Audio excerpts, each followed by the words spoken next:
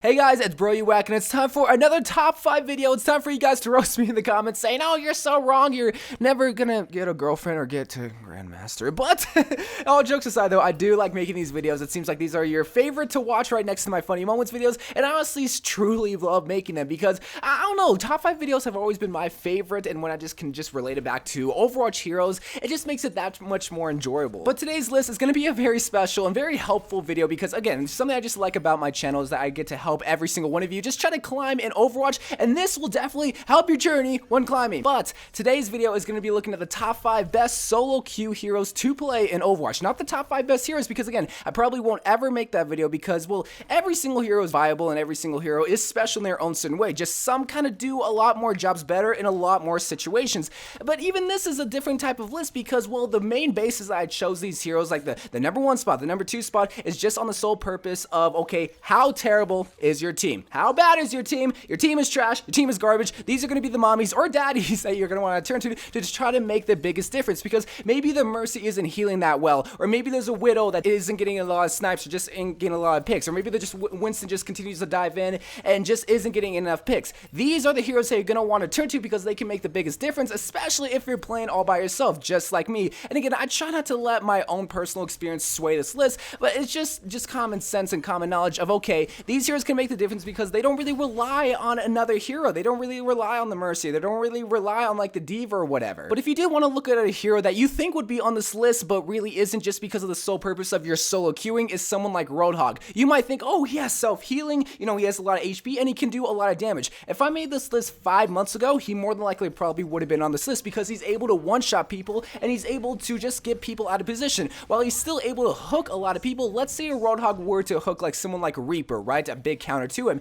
He hooks the Reaper, he shoots him, but he more than likely does not one-shot him. And since you're solo queuing and more than likely people aren't communicating, you're not able to focus the Reaper. The Reaper is able to go into Wraith form and go back to his Mercy, go back to his Ana, Zenyatta, whatever healer's on the field, and you just built that healer ultimate charge. So that's why Roadhog really isn't one of the best heroes to play solo queue. He's definitely not the worst. I will say that. He probably would be maybe in the top 10, but just because of that sole reason, because, well, you're not working together as a team and you just hook someone out of position, but you're not able to stay because it's just that type of thing. So let's just get into the list. There's a lot of heroes I need to talk about and go into great detail. It seems like I put Tracer at the number 5 spot on a lot of these top 5 lists, but that's just because she's just a well-rounded hero, just not the greatest hero of all time. And obviously in some people's hands, she is like a pretty OP hero. She can be seen as a nuisance, but really the biggest thing when it comes to Tracer is that she should already be doing her own thing. And when you're solo queuing, Tracer wouldn't be the worst hero to go to because she's not taking the healer's attention away from other heroes to you, because what's so special about Tracer is that she's a flanker. Yes, she's going to be going and focusing the Zenyatta, the Mercy, or the other healers in the back. But the thing is, she also has a self-heal ability, kind of technically, if you get the timing right. She's able to recall and regain as much health as she can, and on top of that, she has such high mobility with her blink abilities. So she's just getting a bunch of health packs on the left, on the right side. As long as the enemy doesn't have a Somber, she's going to be good. She doesn't really need the healer's attention most of the time. Obviously, there will be times where, guys, I need healing, I don't have a health pack, I'm just crying. Okay, so there's going to be some times where Tracer is going to be needing some help, but she can just do so much because she's distracting the enemy, she's just picking off one person by one person, and she can do a lot of DPS. It just takes a lot of map awareness, and that's what people's biggest downfall when they play Tracer, especially new players, because they don't know the maps of like New Bonnie or Oasis or Nepal, and they don't know where the health packs are, and that's what Tracer kind of relies on. But Tracer is just an excellent solo queue hero. So number 4 is going to go to ZARYA, and it took me such a long time to pick this spot, especially because you might even think, well, Zach, you're playing solo queue. Why would you play a hero that's all about team coordination? It's just because ZARYA, when it comes to her ultimate, it's just so good that you might not even need too much team coordination. If you're just spamming, guys, I have my Graviton, Tracer, Genji, Pharah, Soldier, whoever wants to pair it up with, if you're just spamming that, you're gonna do good, even if nobody is talking. And again, it helps a lot if people are communicating, but the thing that also helps ZARYA to be just such an excellent solo queue hero, especially right now in Season 6 and maybe even in Season 5, is that she has a shield that regenerates. Sure, it is a little bit slower, but the same type of situation than when it comes to Tracer. She kind of negates the need for heals a lot of the time, unless like her shield depletes and also her just regular health, but it's still helpful nonetheless to always have that 200 shield point just regenerate after a few seconds, so you're not always constantly needing healing.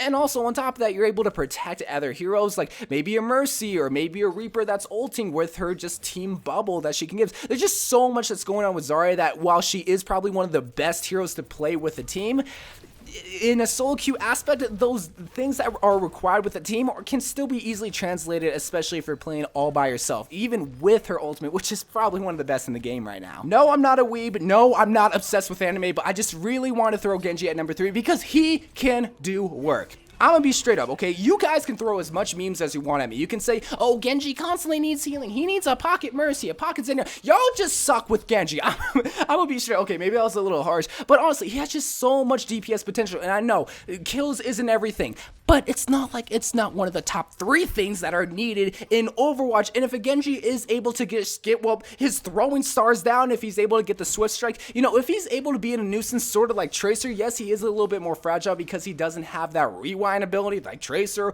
or that self-heal ability, but still, nonetheless, that's when just map knowledge and just knowing how to play Genji and knowing when you're countered really comes into play. So yes, there are a lot of counters to Genji, but man, I've seen him just play against so many counters and still smack them all around. So it just comes down to your personal skills, but trust me, I've seen so many Genjis just carry a team even if he was playing by himself. Maybe they were a Naruto nerd, maybe they do have a Crunchyroll yearly subscription, whatever the case may be. I'm throwing so many jokes around. All jokes aside though, I know it might seem like Genji needs a lot of help on the surface, but if you want to just even look at his ultimate, since it has such high mobility, it would help to have a Zarya ult, but you don't need it to be able to get maybe 2, 3, sometimes even 4 kills when you get in the 5 and 6 range. That's probably when you paired your ultimates, but that really does help, especially when you solo queue, because that you just put in work right there. And while kills aren't everything, it surely does help, because if you're able just to take out 3 people, it's a 3v6 technically at that point if you all had someone alive. So Genji, he can put in a lot of work, and there are a lot of memes saying that he needs a lot of help, but that's just when having Genji knowledge and map awareness really comes into play. Now, I rarely do this where I have an honorable mention section, but I just had to throw HANZO and WIDOWMAKER on this list, even though I throw so many jokes at HANZO mains. But let me just tell you this, it is so possible. If you're able to get your aim down, if you're able to practice these and just have godlike aim, it is so possible to climb so high on the ladders with these 2 heroes, because they're all about the insta-kills, they're all about the snipes, they're all about the headshots, even though with HANZO's scatter arrows, I'm gonna be honest, it's a little bit broken because you can still insta-kill a lot of these tanks, but the reason why they're on the honorable mentions list and not actually placed on like the regular list is because there's this negative attitude when you insta-lock these 2 heroes, because apparently nobody has good aim with these heroes, because, well, we've all seen the Kevri montages and we've all seen the Kefri Month, because that's about the only Widowmaker, the pro Widowmaker that I know, but we always like have that like expectations, like, oh, you need to get triple kills, you need to get quadruple kills. But that's the thing, like, if you're able to get the aim down for these 2, it's very possible to get triple kills, to get a lot of these insta kills. And if you're able just to get maybe even 2 or 3 and you're playing by yourself, there's no reason why your team shouldn't be able to move in. Again, it's just getting that aim down and being able to identify, okay, who do I try to shoot, who do I prioritize? Probably the Mercy, the Lucio, the Soldier, a lot of these squishier heroes. Same thing with HANZO. So that's why they're on the honorable mentions list. They can do a lot of work. It's just people just can't put in the work. Lucio is such a cool dude. He's a fun hero to play, and he can put in a lot of work. You might not think that Lucio is a DPS god, but especially after the changes, he can do a lot of damage. Trust me. And if you're playing on like Nepal, if you're playing on Ilios, or if you're playing on maybe Oasis on the ledge, or you try to boop them at the cars, he can get environmental kills. He can get headshots for days. He can do so much. Plus, there is just so much going on for Lucio that there's not really ever a time that you don't need a Lucio. Okay, maybe if you don't have a Mercy or an Ana or a primary healer, then maybe the Lucio really wouldn't call for it. But if you can get wall riding down, if you're able to actually aim for the head, or if you look up a practice method for Lucio on YouTube, then maybe you can do a lot more work with him. But just going back to the main topic of the video, when looking at these heroes, you wanted to look for someone that doesn't rely on anyone. And Lucio, he doesn't really need anyone per se. Like, yes, he does need a team. Okay, I'm not going to deny that. But the thing is, though, he doesn't need a healer because he's a healer himself. He can do his own DPS. He doesn't pair his ult really with anyone, maybe an ulting Reaper or an ulting Soldier, but really, Lucio's just kind of doing his own thing, but he's helping the team, and that's the biggest thing when it comes to picking Lucio when you're solo queuing, is that you're helping the team. No one's really supposed to be helping you, even though it might not make sense, but that's why I picked him at number 2, because he's just this awesome dude that's going to be helping the team. But he is not number 1, and the number 1 best solo queue character to play is gonna be Pichu from Super Smash Bros. Melee, baby!